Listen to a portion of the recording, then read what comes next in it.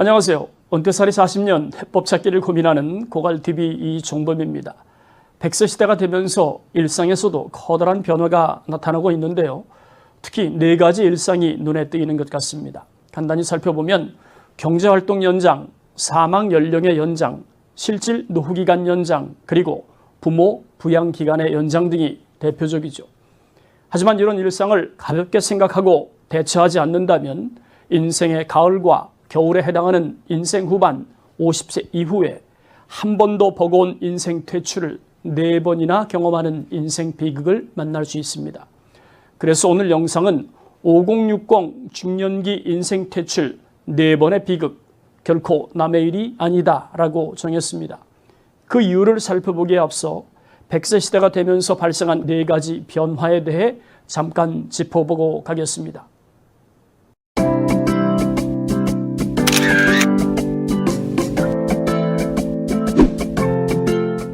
먼저 100세 시대가 되면서 정년퇴직 시점이 55세에서 60세로 연장되었습니다. 이젠 65세로 연장해야 한다는 이야기가 거세지고 있죠. 그럼에도 불구하고 경제활동을 하는 평균 나이는 65세를 뛰어넘어 73세까지 연장된 상황입니다. 이는 연장하고 싶어서 연장했다기보다는 먹고 사는 문제가 해결되지 않기 때문에 발생한 것으로 어쩔 수 없이 한 푼이라도 벌어야 하는 위험에 노출된 결과물이라고 보는 게 현실적이죠. 두 번째로 살펴볼 것은 사망 연령이 연장되고 있는 것입니다. 단적인 예로 평균 수명의 증가가 그 증거라고 할 수 있죠. 이 문제는 모두가 인지하고 있는 만큼 설명드리지 않겠습니다. 다만 한 가지 짚고 갈 것은 2020년 기준으로 가장 많은 사람이 사망하는 최빈 사망 연령이 90세란 점입니다. 그러니까 적어도 90년은 살아야 한 운명에 처했다고 보는 게 현실적이죠. 문제는 73세의 소득이 끊어지고 추가로 17년이 문제입니다.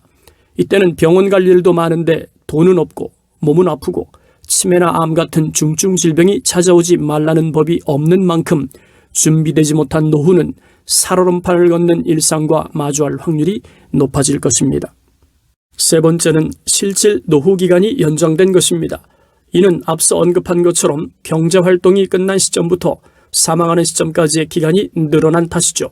과거엔 평균 수명이 짧았기 때문에 은퇴 후 얼마 지나지 않아서 사망했지만 지금은 절대 아닙니다. 은퇴 후에도 짧아야 20년, 길면 40년 정도 노후를 보내야 하는 만큼 과거처럼 생각하면 큰 코 다칠 일이죠. 4번째 변화는 부모 부양기간이 연장된 것입니다. 이 또한 평균 수명과 관련이 깊죠. 부모님이 돌아가시는 나이가 연장된 만큼 자녀들의 부모 부양기간도 늘어나기 마련 아니겠습니까?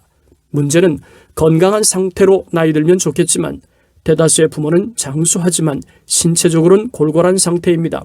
특히 노인성 질병인 치매 위험이 증가하면서 자녀들의 경제적 부담이 증가하고 있는 상황이죠. 이런 상황에서 부모 부양기간이 늘어나면 자녀에겐 경제적 부담만 가중되는 셈이 되고 맙니다. 가볍게 살펴본 것처럼 경제활동 기간, 사망 연령, 실질 노후 기간, 그리고 부모 부양 기간 등이 연장되면 그만큼 자녀들의 경제적 부담이 커질 수밖에 없습니다. 이런 상황을 예측하고 대응책을 세우지 않은 상태에서 나이가 들면 정말 중요한 자신의 인생에서 퇴출되는 4가지 비극으로 이어질 수 있습니다. 그렇다면 가장 걱정되는 인생 퇴출 4가지 비극은 어떤 것들일까요? 인생 퇴출 첫 번째 비극, 경제적 퇴출입니다. 나이 들수록 일자리가 없다는 거 모르는 사람 없습니다. 일자리가 없다는 것은 소득 활동을 할 수 없다는 뜻이고 결국은 경제적으로 퇴출당하는 것과 다르지 않겠죠. 혹시 사회적 분리수거란 말 들어보셨습니까? 분리수거는 재생이 가능한 것과 그렇지 않은 것을 구분해서 버리는 것을 말합니다. 하지만 사람도 분리수거 대상자가 될 수 있습니다. 특히 경제적인 측면에서 더 그렇죠. 은퇴 후에 사회적 쓸모가 인정이 되면 경제활동이 가능하지만 나이가 많다는 이유로 일자리를 얻지 못한다면 사회적으로 분리수거를 당한 것과 다르지 않습니다. 경제적으로 쓸모가 없다는 판정을 받았다고 할까요? 경제적 퇴출은 이런 것을 빗댄 것이라고 이해하시면 좋을 듯합니다. 인생 퇴출 두 번째 비극, 사회적 퇴출입니다. 갈 곳도 없고 할 일도 없는 일상이 이어진다면 어떻게 해둘까요? 하루 온종일 집에만 있을 수도 없고 그렇다고 돈이라도 많으면 여기저기 놀러 다니면서 새로운 친구를 사귈 수 있겠지만 주머니 사정은 한푼이 아쉬운 상황입니다. 그러니 65세 공짜 지하철 여행으로 시간을 때우는 일이 벌어지는 것 아니겠습니까? 갈 곳과 할 일이 없다는 것은 궁극적으로 사회가 요구하는 생산적 가치를 만들지 못하는 만큼 사회적으로 퇴출되었다고 볼 수 있습니다. 그러므로 죽는 그날까지 갈 곳과 할 일이 있어야 사회 구성원으로서 책임 있는 역할을 수행할 수 있다는 것 절대 잊지 말았으면 합니다. 인생 퇴출 세 번째 비극, 가정에서의 퇴출입니다. 단적인 예로 자녀들로부터 외면당했거나 여러 가지 이유로 자녀들과의 교류가 끊어졌다면 정상적인 가정이라고 할 수 있을까요? 이런 경우 조금 더 극단적으로 표현하면 핏줄 퇴출이란 표현이 더 적합할지도 모르겠습니다. 독거노인으로 살고 싶은 사람 과연 있을까요? 엄연히 가족이 있는데 1인 가구를 고집하는 어른 얼마나 되겠습니까? 더구나 자신이 키운 자녀들과 지근거리에서 함께 살고 싶은 마음이 인간의 본능 아니겠습니까?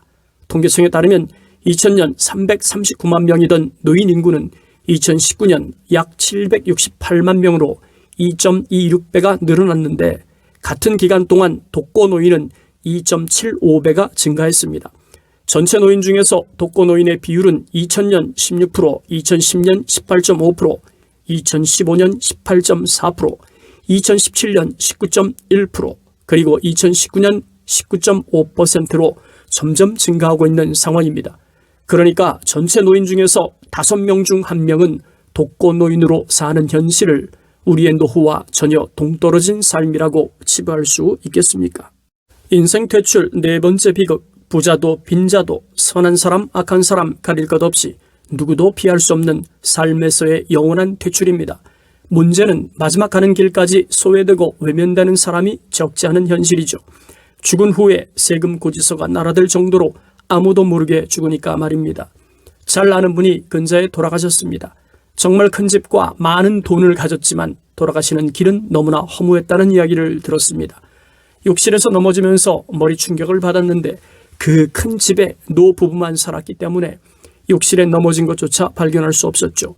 그러다 보니 다친 상태로 방치한 시간이 길어졌고 급기야는 돌아가시고 말았습니다.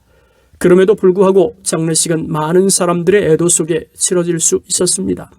이승에서 이룬 일이 많은 만큼 문상객으로 오는 사람도 많았고 또 가진 것도 많았으니까요. 하지만 이런 장례는 일반적이라고 할 수 없습니다. 안타깝지만 고독사가 늘어나고 있습니다. 사망한 지 몇 달이 지나서 발견되는 독거노인도 적지 않은 현실이죠. 고독사는 무연고 사망자 통계를 통해서 대략적으로 엿볼 수 있습니다. 무연고사란 가족 등 시신 인수자가 없는 사망을 뜻하는데요. 그 수를 보면 2014년 1379명, 2016년 1820명, 2018년 2549명으로 꾸준히 증가하고 있습니다. 더 심각한 문제는 고독사의 그림자가 65세 이상의 노년층뿐 아니라 중장년층까지 위협하고 있다는 사실이죠. 한 연구 결과에 따르면 국내에서 고독사하는 중장년 인구가 노년층을 앞섰다는 분석도 있으니까요. 한 예로 2016년 서울복지재단이 분석했던 서울시 고독사 확실 사례를 보면 162건의 고독사 중에서 50대가 35.8%로 가장 많았고 60대가 19.8%로 뒤를 이었습니다. 부산에서도 2017년 이후 사망자 91명 중에서 45명이 50에서 64세에 해당하는 장년층으로 나타났습니다. 이를 전국적으로 확대시켜 보면 무연고 사망자는 50대 22.5%, 60대 27.5%였습니다. 특이한 점은 고독사의 72%는 남성이란 점이죠. 그 원인을 따져보면 결국은 경제난으로 인한 사회적 고립이 원인입니다. 그 중에서도 중장년층 무연고 사망자가 노년층을 앞섰다는 사실은 충격입니다. 하지만 통계에 잡히지 않는 무연고 고독사는 또 얼마나 되겠습니까? 그러고 보면 세상은 불공평하다는 말이 맞는 것 같습니다. 태어날 때 축복받았다고 해서 죽을 때도 가치 있게 죽으라는 법이 없고 태어날 때 버림받았다고 해서 죽을 때 버려지듯 죽는 건 아니니까요. 오늘은 많이 어두운 내용을 다룬 것 같아서 죄송한 마음이 있습니다. 하지만 제가 전하고 싶은 이야기의 핵심은 준비된 노후를 맞이하자는 취지인 만큼 오해가 없었으면 좋겠습니다. 그럼 5060 중년기 인생 퇴출 4번의 비극 내용을 정리하겠습니다. 첫째, 경제적 퇴출입니다. 둘째, 사회적 퇴출입니다. 셋째, 가정에서의 퇴출이죠. 마지막 넷째, 삶에서의 퇴출입니다. 코갈TV를 시청하는 분들에겐 제가 언급했던 4가지 인생 퇴출과 상관없는 건강하고 행복한 노후를 응원하겠습니다. 감사합니다.